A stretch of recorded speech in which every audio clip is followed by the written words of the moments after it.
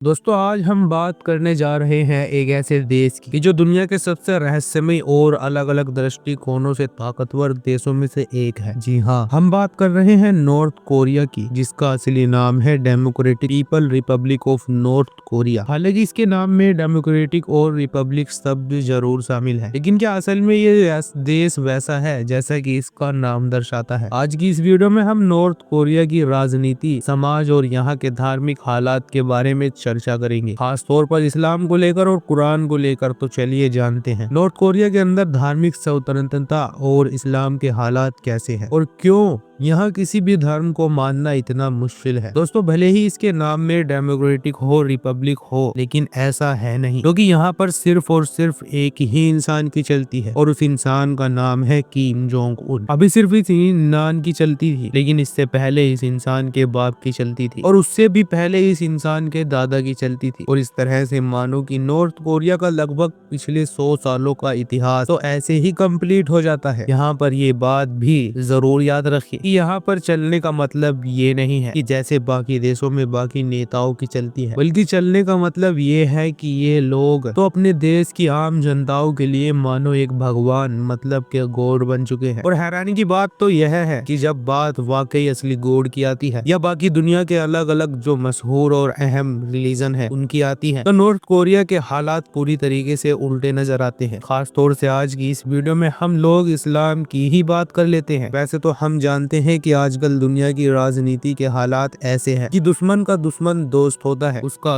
उसूल है। उसके तहत नॉर्थ कोरिया रसिया और चाइना की तरह ही दुनिया के एक मशहूर, अहम और ताकतवर मुस्लिम देश मतलब ईरान के भी काफी करीब नजर आ रहा है। हर गुजरते वक्त के साथ इनकी दोस्ती भी पक्की से पक्की हो जाती जा रही है। मगर जहाँ तक मामला खुद नॉर्थ कोरिया के अंदर का है, तो हम कह सकते हैं कि शायद यह दुनिया के अहम और मशहूर देशों में से इकलौता ऐसा देश होगा कि जिसके बारे में ये कहा जा सकता है कि मानो यहाँ पर इस्लाम एक तरीके से बैन है। नमाज, रोजा, इन सब चीजों पर अमल करना और भी त्योहारों को सेलिब्रेट करना हो, ये सारी ही चीजें आप लोगों को कहीं पर नजर नहीं आएगी। आई भी कैसे? क्योंकि इन चीजों को करने के बाद इसका अंजाम क्या होगा ये हम लोग जाने या ना जाने, लेकिन वहाँ पर रहने वाली आबादी अच्छी तरह से जानती है। कुरान जो इस्लाम की सबसे मुकद्दस और मेन किताब है, वह भी नॉर्थ कोरिया के अंदर अनऑफिशियल बैन है। इसको अगर आप लोग पढ़ते हुए, सिखाते हुए या फिर इसका प्रचार करते हुए दिख गए, तो आप लोगों को भी वही खतरनाक सजाएं दी जाएगी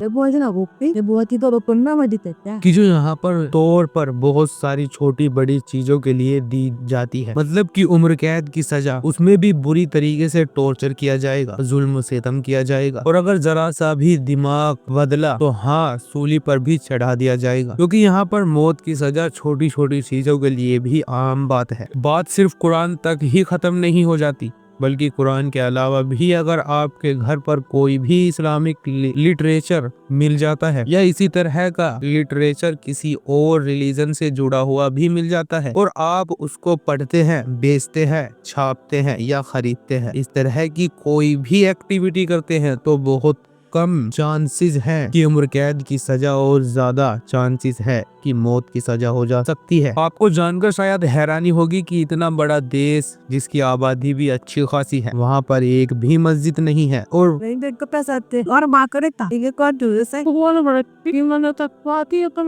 मस्जिद को बनाने की इजाजत भी नहीं है। ना सिर्फ मस्जिद ही बल्कि बाकी जो भी रिलीजन साइट्स होती है, जैसे कि मंदिर, चर्च या इस तरह की चीजें, वह भी यहाँ पर नहीं है। मुस्लिम दुनिया में नॉर्थ कोरिया का जो सबसे करीबी देश है, या यह कह सकते हैं जो सबसे पक्का दोस्त है, मतलब कि ईरान, उसके इन्फ्लुएंसर में सन 2013 में नॉर्थ कोरिया के अंदर ऐसी मस्जिद स्टार्ट हुई कि जो दरअसल उन्हीं की एम्बेसी के अंदर थी और वहां पर उन्हीं के एम्बेसी के लोगों को ही नमाज अदा करने की इजाजत थी। आज भी पूरे नॉर्थ कोरिया में वही एक लौती मस्जिद है कि जहां पर नमाज अदा की जाती है। और ईरानियन डिप्लोमेट्स के अलावा जो बाकी भी मुस्लिम देशों के डिप्लोमेट्स वहां पर होते हैं, जैसा कि इंडोनेशिया वगैरह भी, वह भी लोग वहां नमाज अदा कर लेते हैं। लेकिन हाँ, अगर वहां पर कोई नमाज अदा नहीं कर सकता तो वो है नॉर्थ कोरिया के लोग। और अगर उन्होंने उसमें एंटर करने की कोशिश की तो उन लोगों का हश्र क्या होगा, यह मुझे आप लोगों को बताने की जरूरत नहीं है। वैसे मुमकिन है कि अगर आप लोग इंटरनेट की तरफ जाएंगे और गूगल को विजिट करने के लिए है, ना कि इस्तेमाल करने के लिए, क्योंकि हो ना हो आज भी नॉर्थ कोरिया ऑन रिकॉर्ड तो एक डेमोक्रेटिक देश है। वहाँ पर नाम के लिए इलेक्शन भी होते हैं और ऑन रिकॉर्ड मतलब कॉन्स्टिट्यूशन के हिसाब से देखा जाए तो भले ही नॉर्थ कोरिया एक नास्तिक देश है, मगर साथ ही साथ उसका कॉन्स्टिट्यूशन सारे धर्मों को फॉलो करने की आजादी भी देता है। लेकिन ग्राउंड रियलिटी क्या है, सच्चाई क्या है, यह तो आप लोग भी अब तक इस वीडियो में जान चुके होंगे। वैसे दोस्तों,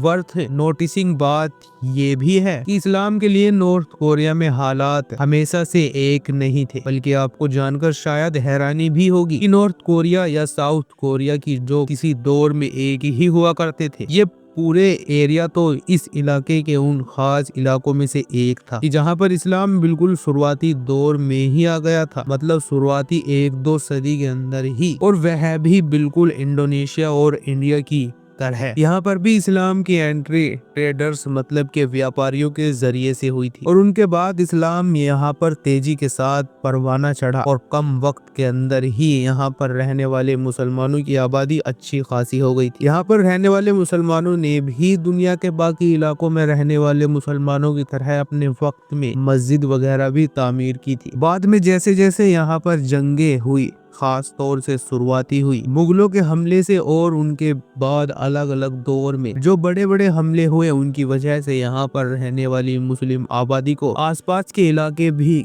में भागकर पनाह लेनी पड़ी और उन आसपास के इलाकों में भी खास तौर से चाइना का नाम आता है। मगर फिर भी हर हाल में कोरिया पेनिनसुला में मुसलमानों का और इस्लाम का वजूद बरकरार रहा। मगर फिर वक्त आया 1945 का कि जब यहाँ नया था कोरिया वजूद में आया कि जिसको आज के दौर में हम देखते हैं, और 1948 से यहाँ पर राज शुरू हुआ एक नए इंसान का कि जिसने सब कुछ बदल कर रख दिया। इस इंसान का नाम था किम जोंग और यह इंसान मौजूदा सुप्रीम लीडर मतलब कि किम जोंग ना का दादा था। आने वाले साल मुसलमानों के लिए अब मुश्किल से मुश्किल होते चले गए और मानो इस्लाम को फॉलो करना नॉर्थ कोरिया के अंदर इम्पॉसिबल बन गया। इस नई हुकूमत ने पुराने सारे कानूनों को बदल दिया, नए नए कानून लाए गए जिसके तहत अब नई नई आइडल को यहाँ पर इंट्रोड्यूस करवाया गया। लोगों से जबरदस्ती उनका धर्म छुड़वाया गया, मतलब उनको नास्तिक बनाया गया। मस्जिद हो, टेम्पल हो, चर्च हो या इस तरह की कोई भी रिलीजन साइट हो, इसके अलावा कोई भी लिटरेचर हो, कोई भी ऐसी ऑर्गेनाइजेशन हो कि जहाँ से धर्म का प्रचार हो सकता है, धर्म की चीजें आगे बढ़ सकती है, सभी पर कंट्रोल कर लिया गया और बाद में धीरे धीरे माहौल के हिसाब से अपने आप को ही एक भगवान की तरह पेश किया गया। आज हालात ऐसे हैं कि लगभग कोरिया के 75 पर आबादी ऑफिशियल नो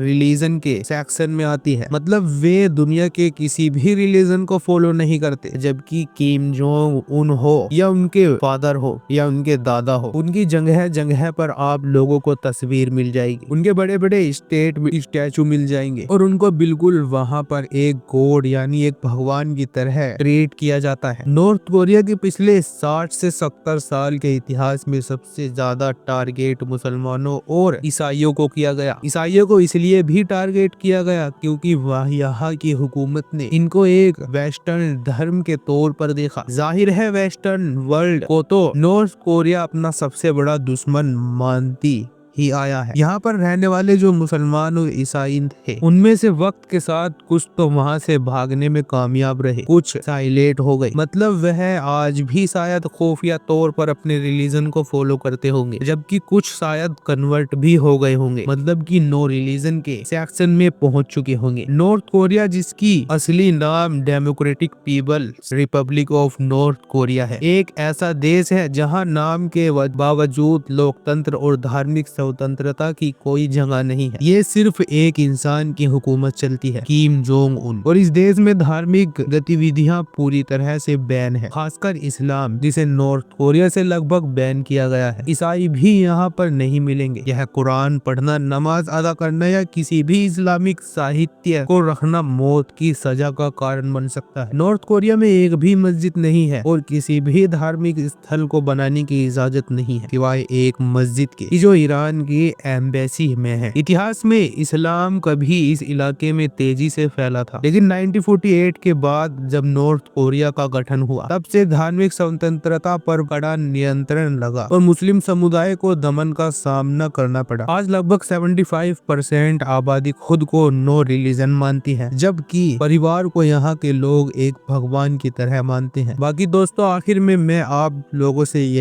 यह भी जानना चाहूंगा कि पर्सनली नॉर्थ कोरिया के इन हालात पर आप लोगों की क्या राय है। कमेंट बॉक्स में अपनी कीमती वक्त निकालकर जरूर बताइए। वीडियो अगर इन्फॉर्मेशन लगी हो तो आप इस वीडियो को लाइक और चैनल को सब्सक्राइब करना ना भूलें। हम मिलते हैं आपको एक ऐसी ही वीडियो के साथ, तब तक के लिए अस्सलाम वालेकुम।